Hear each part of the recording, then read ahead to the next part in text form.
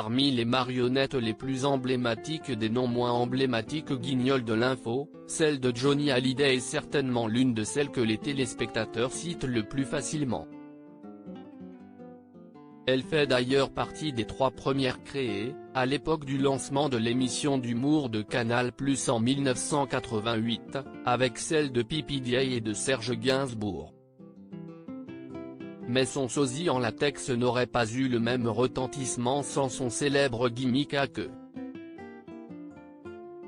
À l'heure de la disparition de la légende française, survenue dans la nuit du 5 au 6 décembre, retour sur le phénomène Johnny au Guignol. C'est Steve Lecoq qui fait dès le début l'imitation de Johnny Hallyday. Interrogé sur RMC mercredi 6 décembre pour réagir à la mort du chanteur, l'imitateur a d'abord expliqué comment était venue la formule à queue, qui démarrait toutes les phrases de la marionnette de Johnny. Lorsque le chanteur interprète que je t'aime, il prend parfois de l'élan et peut dire ah que je t'aime, en raison de la puissance de la chanson.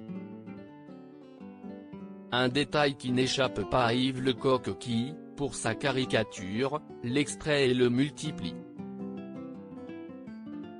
Ah que Johnny, si est resté un gimmick incroyable, mais évidemment il ne parlait pas comme ça à chaque phrase.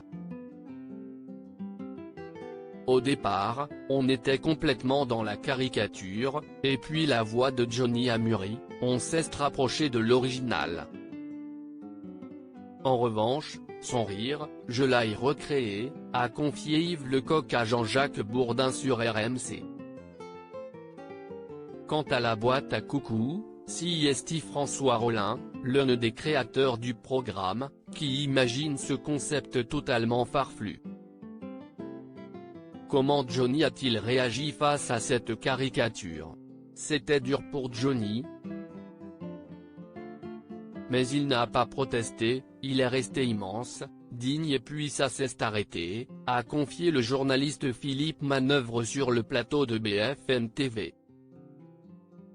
Interrogé à l'époque par Anne Sinclair, Johnny Hallyday racontait qu'il pouvait en rire, un peu, mais se demandait comment réagir quand sa fille Laura était moquée à l'école et cherchait à faire respecter l'image de son père.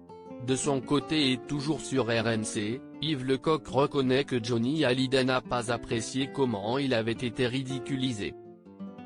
Après, Johnny a fait la paix avec les guignols parce qu'il avait compris que c'était bon pour lui.